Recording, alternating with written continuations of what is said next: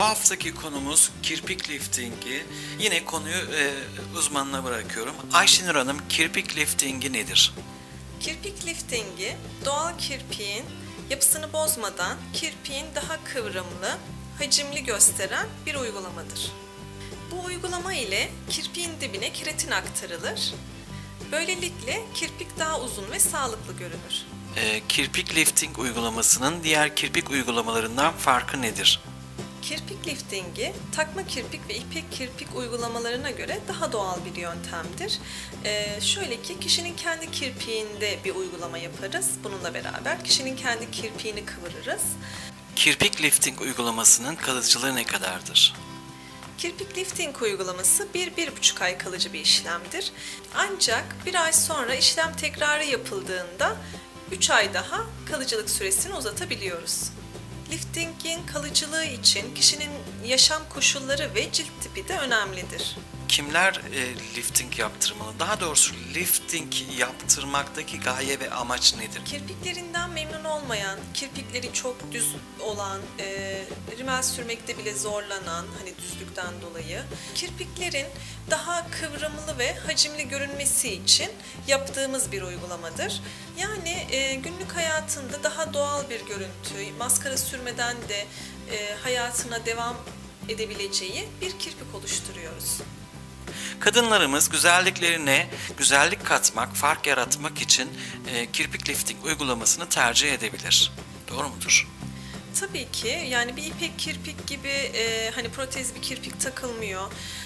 Günlük kirpikler gibi hani ek bir kirpik olmuyor. Kişinin kendi kirpiğinin üzerine yaptığımız bir uygulama olduğu için hem doğal bir görüntü sağlıyor hem de daha hacimli ve dolgun durmasını, geriye kıvrık durmasını sağlıyor. Makyaj yapmaya gerek olmuyor. Kirpik lifting uygulamasında dikkat edilmesi gereken konular nedir? Uygulama öncesinde kişi menstrual dönemde olmaması gerekiyor ve kişinin çok fazla alerjen durumları olmaması lazım. Aynı zamanda kullanılan ürünlerin göz sağlığımız için sorun teşkil etmemesi gerek. Çünkü kirpikler gözümüze en yakın yerde bulunur. Sağlıksız ürünlerle hem kirpiğimizi kaybedebiliriz hem de göz sağlığımızdan olabiliriz. Arkadaşım yaptırmıştı. Onda görmüştüm ve çok beğendim kirpik liftingini. Bakımlı ve dolgun görünüyordu. Ben de yaptırmayı düşündüm daha bakımlı kirpiklerim olsun diye. Açıkçası işlem sonrası düşündüğümden daha iyi bir sonuç aldım. Merhabalar. Bugünkü konumuz son yıllarda çok talep gören kirpik liftingi. İlk önce kirpiklerimize tarama işlemi yapıyoruz ve boyutuna bakıyoruz. Seçeceğimiz bigudi önemli. Bigudilerin çeşitleri de mevcut. Kendinden yapışkanlı bigudilerimiz var. Tam kıvırma özelliğine sahip. Silikon bigudilerimiz var. Kirpiği yarı kıvıracak şekilde olan. Bunların seçimini kişinin isteğine göre yapıyoruz. Hem de kirpiğe de uygun olması gerekiyor aynı zamanda. Boyları var. Small, medium, large. Kirpik boyu neye uygunsa ona göre bir seçim yapacağız. Kirpik dibine bigudimi yapıştırıyorum. Kendinden yapışkanlı olduğu için bana işlem kolaylığı da sağlıyor. Bigudimi yerleştirdim. Şimdi kirpikleri bigudiye yapıştıracağım. Bunun için az bir miktar yapıştırıcı kullanıyorum.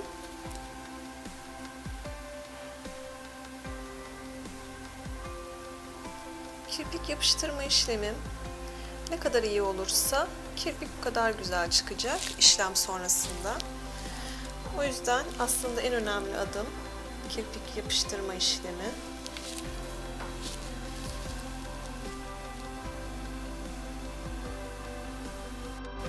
Seçtiğim bigudiyi kirpik tam sarması gerekiyor. Şu an göründüğü gibi.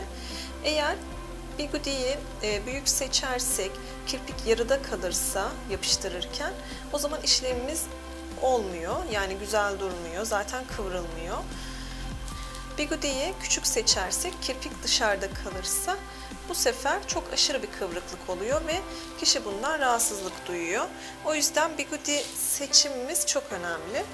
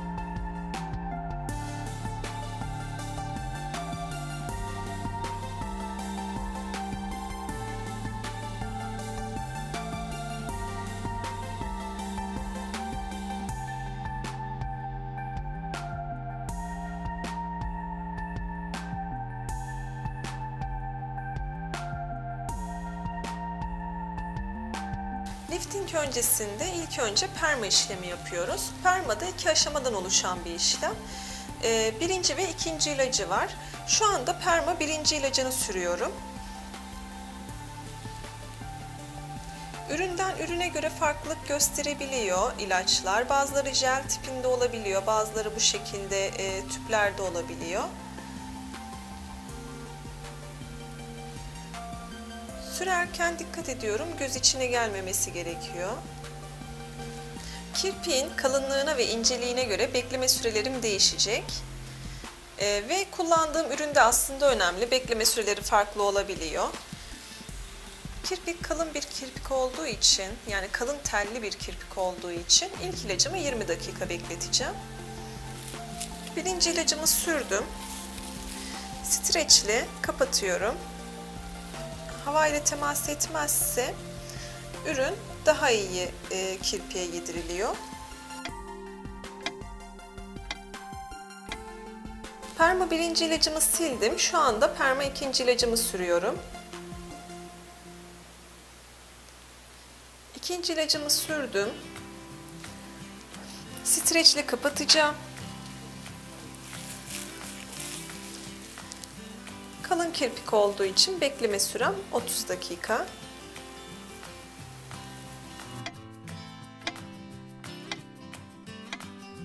İkinci ilaç için 30 dakika bekleme süremiz bitti. Kuru bir pamukla tekrar ilacı siliyorum.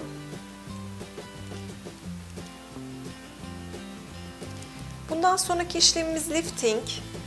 Ancak kirpiğe boya yapılacaksa, yani kaş kirpik boyası kirpiğin ihtiyacına göre yapabiliyoruz. Şu an kişinin kirpiği siyah renkte olduğu için zaten boyaya gerek yok. Ancak boya yapılacak kirpikler, yani açık renkli kirpikler olursa liftingden önce boyama işlemi yapılmalıdır.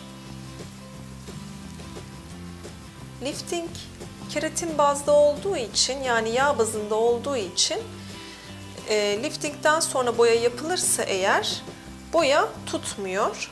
O yüzden liftingden önce boya yapmayı tercih ediyoruz. Perma ilacımı sildim, temizledim. Şimdi lifting işlemimi yapıyorum. Lifting ilacımı sürüyorum.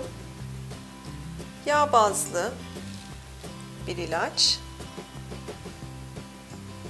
Kirpiklerin keratin yapısını güçlendiren bir ilaç.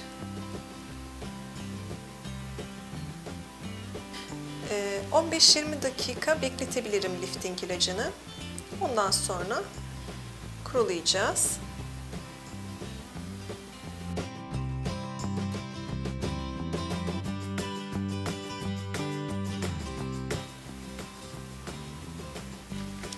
Liftingi bekleme sürem bitti.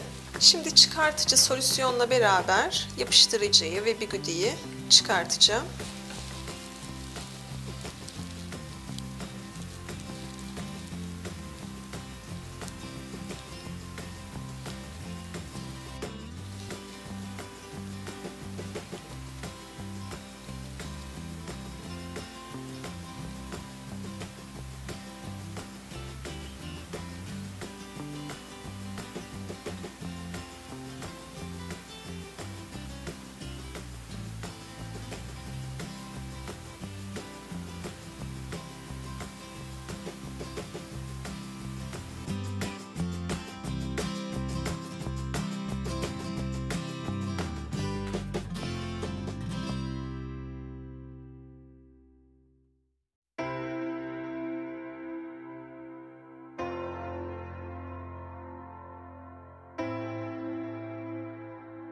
Kirpik lifting işlemimiz bitti.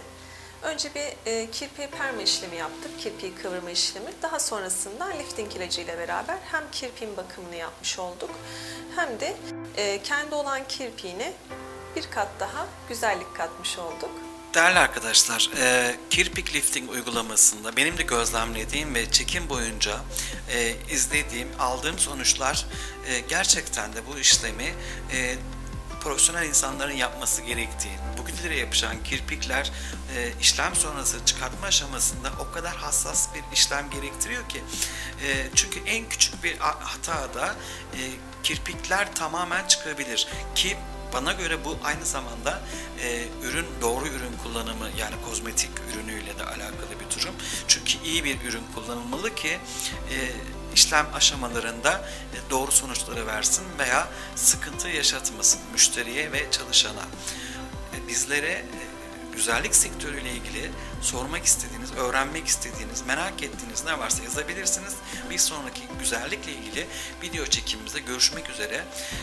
Hoşça kalın.